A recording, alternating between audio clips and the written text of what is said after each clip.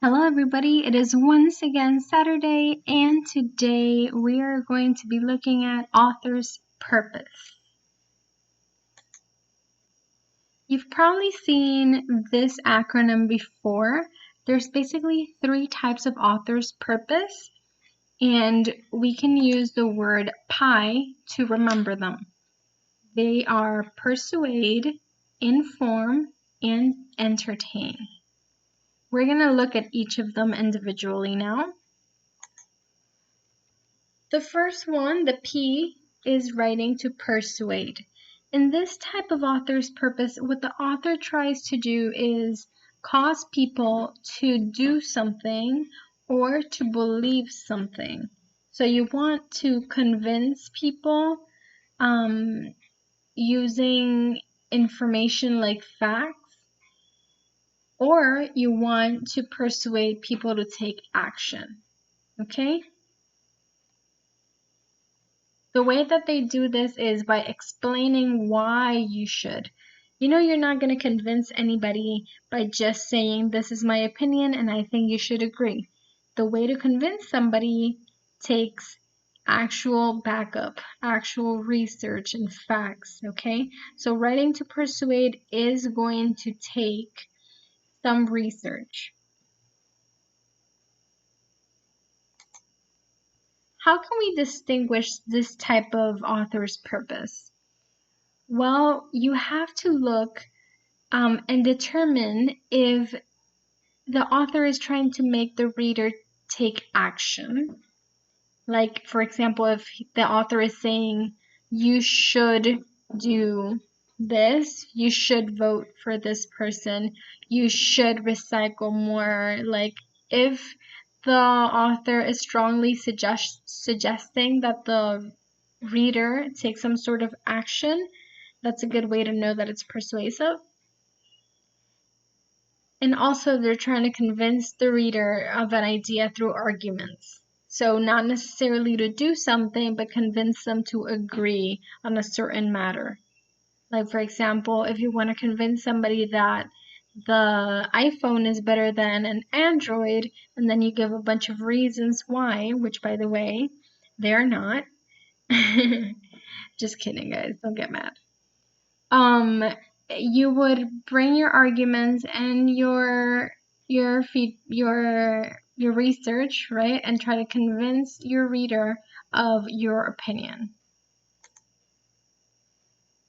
So like we said, you're going to be sharing your personal opinion, and then you're going to back that up with facts and examples to support it and to convince that reader, okay?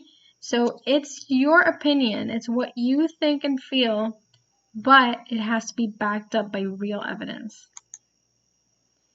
Some examples of writing to persuade include advertisements. For example, we can see advertisements on TV, on the radio, on the newspaper, anywhere where they try to tell you, hey, you should buy this burger, or you should eat this or do that. This happens so often in our regular lives. When you stop to think about it, you see a bunch of advertisements all day, and all of those are writing to persuade. Campaign speeches done by politicians, they're trying to convince you to vote for them, so that's also to persuade. Persuasive letters or notes, like for example, maybe you would write a persuasive note to your parents to request permission to do a specific thing. TV commercials, we already talked about. Persuasive essays, there's a chance you've already written a persuasive essay for school where you've had to have a claim and defend it. Reviews, like movie reviews, for example, like in Rotten Tomatoes. I don't know if you've heard about that page where they review movies. That's writing to persuade somebody to either go or not go to see that movie. And then finally, debates, which you've probably participated in before. Here are some examples. The first one is titled, What is your favorite ice cream? As you can see, it's divided. First, they have the opinion. I think mint chocolate chip is the very best. Then they have the first reason. the second reason, the third reason, so you should have more than one reason, and then you restate your opinion in the end. Let's look at this other example. It's new, it's refreshing, it's Slurpee soda. Try one today. So they're trying to get the audience or the reader to want to try this soda, spend money on this soda. And then finally, we have a note to the parents saying that this specific individual would really like to get a dog. Okay? So all three of these examples are writing to persuade because they're trying to get the reader to believe something or to take specific action. How to improve your writing to persuade? First, you have to be clear on the side that you're on. What is your point of view? You can't be wishy-washy about it. Second, you have to have several reasons why people should agree with you. Third, and this is super important, you need facts, research, examples, statistics maybe, everything that can support or back up your claims. 4, remain on topic. Don't stray, don't get distracted by talking about other topics because then that won't be very convincing now, will it? And then finally, this type of writing can be written in first person, okay? That means you use the pronouns I and me, and we as well. Next, we have writing to inform. The primary purpose of texts that are written to inform is to enlighten the reader or provide the reader with information about a topic. So you want to teach the reader something. For example, expository essays, which you've written in school, I'm sure. Instructions or directions, which many of us don't read, but basically you have a list of things that you must do, steps you must follow to accomplish a goal. There's no opinion, it's completely objective and unbiased. Encyclopedias or other reference texts. Also not included here, recipes are examples of writing to inform. So basically texts that do not have an opinion, they are merely stating the facts, just the information. Key question that you should ask yourself is, does the text provide a lot of facts and information? But also another question that you should ask yourself is this text objective? Because persuasive texts, like we talked about before, do contain a lot of research. So this question may be confusing if you don't also ask yourself, is there an opinion being expressed in this text? Because if there's facts, but there's also one opinion, that's usually persuasive. If all of the facts and information are provided objectively with no opinions, then that's writing to inform. Like we said, how can you identify this type of writing? The author will make use of facts, and this is one surefire way to spot the intent to inform, which we already said. However, when the author's purpose is persuasion, they will also be likely to provide the reader with some facts in an attempt to convince the reader of the merits of their particular case. The main difference between the two differing ways facts are employed is that when the intention is to inform, facts are presented only to teach the reader. When the author's purpose is to persuade, they will commonly mask their opinions amid the facts. Okay, so it's like we said before, writing to persuade will include an opinion, whereas writing to inform will not. Okay, the next one and the final one is the E and Pi, writing to entertain. The primary purpose of texts that are written to entertain is to amuse readers. However, that doesn't mean that the text is going to be happy. It doesn't mean it's going to make you laugh. It could actually be a tragedy. But the main reason that it was written is to amuse the reader. So some examples of this type of writing include stories, short stories, poems, novels, drama, songs, For example, we have a very, very short story here. It's a one-paragraph story. We have a character. This is nonfiction. It's really written only to entertain you. It's not written to teach you about a subject, and it's not written to convince you regarding a specific claim. It's really just written to amuse the reader. Here we have a poem by Shel Silverstein. It's called Wavy Hair. I thought that I had wavy hair until I shaved. Instead, I find that I have straight hair and a very wavy head. So as you can see, they're not trying to teach you anything. They're not trying to convince you or persuade you of anything. They're just trying to amuse you. Or he's just trying to amuse you. It's just one author here. Drama is also writing to entertain. Here's a very short example of drama. We have the stage directions over here, then we have the characters and the dialogue. Jokes are meant to entertain. Songs, here are some song lyrics to a song you may recognize.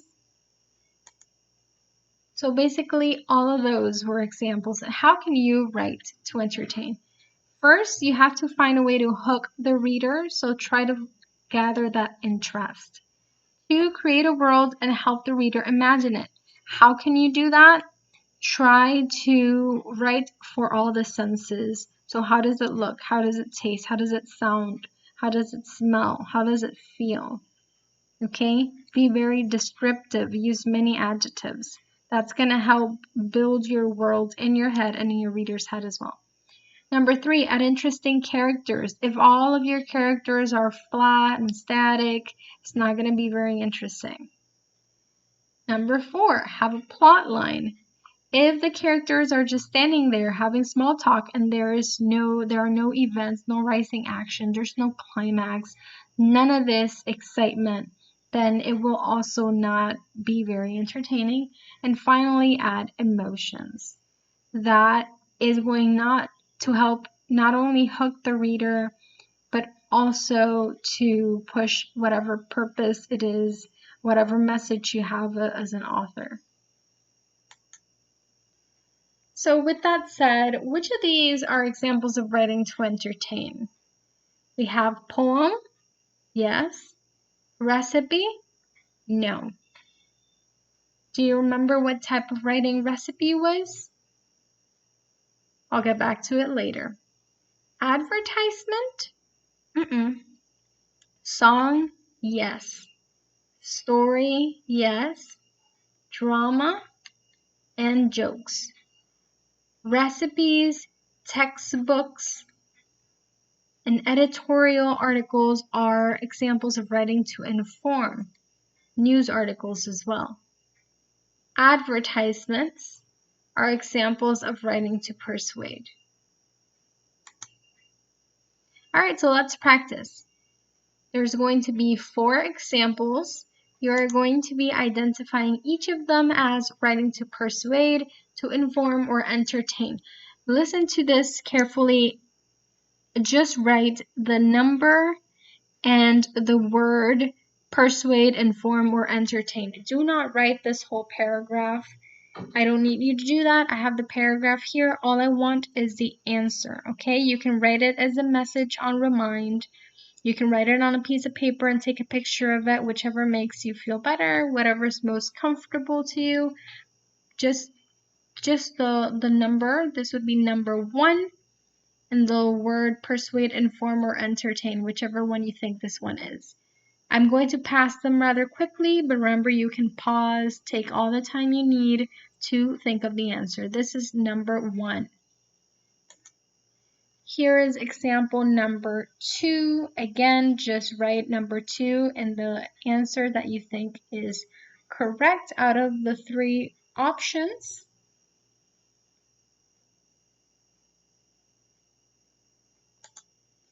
Here is example number 3. Choose whichever one you think is correct. Remember to send this to me on Remind.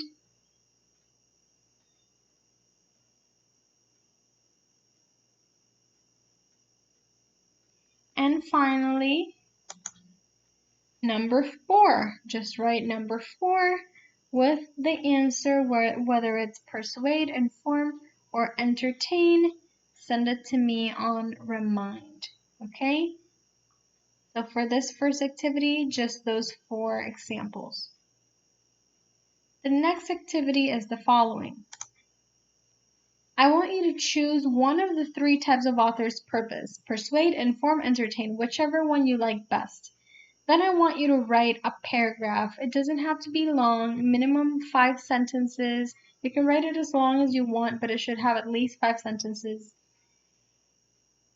as an example of one of them. So for example, let's say that you really want to try writing an example of writing to persuade. So you would say writing to persuade and then follow that with your minimum 5 sentence paragraph, which should be persuasive.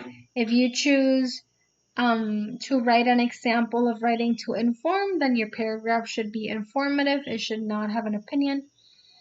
And then if you choose to entertain, then your example should have the characteristics that we talked about before. Okay, so send me your choice, and by choice I mean, did you choose to write an example of writing to persuade, inform, or entertain? And then also send me the actual paragraph that you wrote as an example of whichever one you chose. Okay? If you have any questions, as usual, I am on the Remind page. I'm available from 8 a.m. to 3 p.m. So make sure that you write to me there if you don't understand any of this. I will be waiting for your paragraphs. Bye, everyone.